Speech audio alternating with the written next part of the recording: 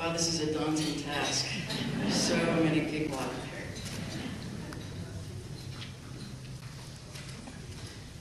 there. I knew I always wanted to be a high school teacher, and the choice for a subject was absolutely clear for me, and that was history. But not history alone, more specifically American history. I've always been a big believer that people should know from where they came. While I do my absolute best when I teach any class, my first love is American history. And because of the love I have for this, many of my students have come to love it as well. I hear from other teachers, parents, current and former students of how much they enjoy learning about U.S. history since they've been in my class. In fact, some kids loved it so much they went on to college to be U.S. history teachers themselves. There can be no greater compliment to a teacher than when a student relates to his teacher and enjoys the subject matter so much that that individual becomes a teacher as well. It has happened for me many times, and I've been blessed to know that I did make a difference in the life of a child. As a U.S. history teacher, I have a unique chance to show kids how the nation was born and why that was and still is important. I show them the nation was put together much like a puzzle is put together piece by piece. It's hard for kids to sometimes see the very personal details of people who built this country, but I do my best by telling them personal stories of specific people. I put faces to names. I do not merely teach kids from a book. I give them my own personal experiences as well, as I have traveled all over the country to many different historical sites to gain firsthand knowledge. Among my favorites are the Civil War battlefields in the East and Pearl Harbor in Hawaii. Although it was not my first time, I made a trip to Gettysburg last summer where I experienced the battlefield that changed the tide of the Civil War.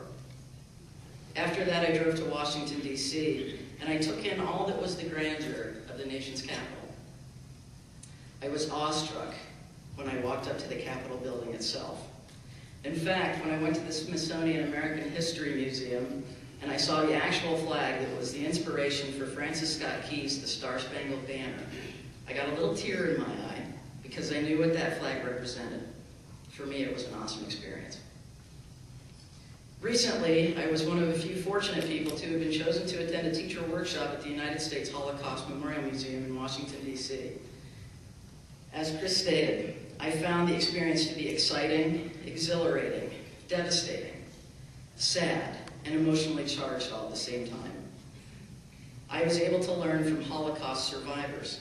In fact, I had lunch with Henry Greenbaum, and he told me stories of what he lived through. He did history. He is history. And I hope that I can do him justice when I relate his experiences to my students. Writing is a big part of my classes as well. At one point in my career, I began having my students write opinion papers. And while there's a time for them to display their understanding of a specific subject or time period, I want them to also tell me what they think, not what they think I want to hear. I do not grade their opinions, but I make sure that their opinions are based on fact. You see, I teach my students that mere opinions are not enough, but an opinion must be based on fact. Students must do their own research before they make up their minds, not necessarily mimic their parents' beliefs or fall sway to the opinions of the mainstream media. Now, some people do not normally think of history as an activity, as something that one does. But as time passes, I grow more and more convinced that doing history is the best way to learn it. For this reason, I've become involved in the Veterans History Project through the Library of Congress. Every year, my students participate in this project. We partner with a local assisted living community, and we interview World War II veterans on video. And then we put together a final product to include pictures, interviews, and any personal war items the veteran cares to donate. It is then sent off to the Library of Congress for their American Folklife Center. Some of my students have told me that they will always remember this experience, and I believe they will learn more from those interviews than they would have from a textbook alone, because World War II suddenly comes alive through the personal stories of its veterans. In the end, my philosophy of teaching American history goes beyond the textbook. I find it hard to believe that after graduating from college, a person will pick up a textbook as opposed to getting involved in a community event or taking up a conversation with someone who has a story of America's greatness. I would like to thank Barb Smith of the Kinnikinnick chapter of the Daughters of the American Revolution for nominating me for this prestigious award. I would like to thank my principal, Susan Humphrey, and my district social studies supervisor, Peggy Altoff, for the many opportunities to allow me to grow in my field of study, which ultimately makes me a better teacher. Finally, I would like to thank my family and friends, for without their support,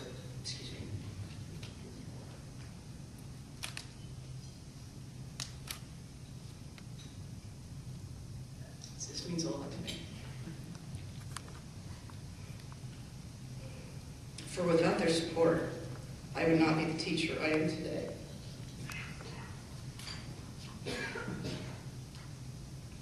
I'm almost done. Let me end by saying I am profoundly fortunate and proud to tell the stories to high school students of those who came before us so that we might have a better life. It is something I feel to my core. Everything revolves around history. For me, it is my passion and my honor to be a teacher of American history. I have the best job in the world.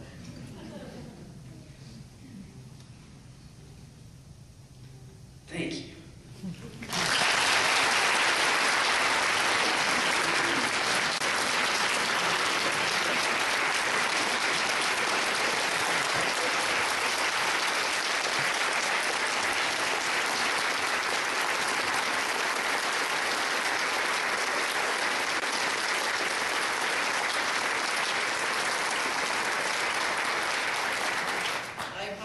I get a little emotional from time to time.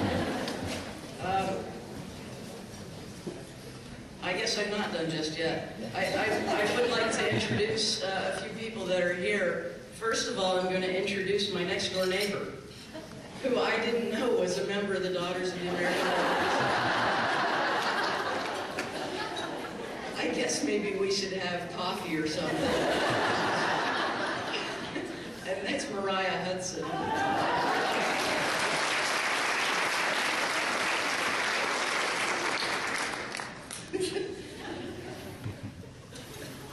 At the table in front of me sits my family and my friends and my colleagues, and I'm sure that probably my mother wouldn't appreciate all the names going around, but I'm going to do it anyway. My mom and dad, Sid and Sally Haffley, my brother and my sister-in-law, Scott and Suzanne Haffley. Well, Scott's busy videotaping. Two of my very best friends, Hillary Wessels and Elke Stroop. The district social studies supervisor, Peggy Altoff. DAR. My principal, Susan Humphrey. It was very fortunate, as this is her last year, she gets to retire. And finally, my little sister and her husband, Lacey and Sam Jeffaloni. That's my family.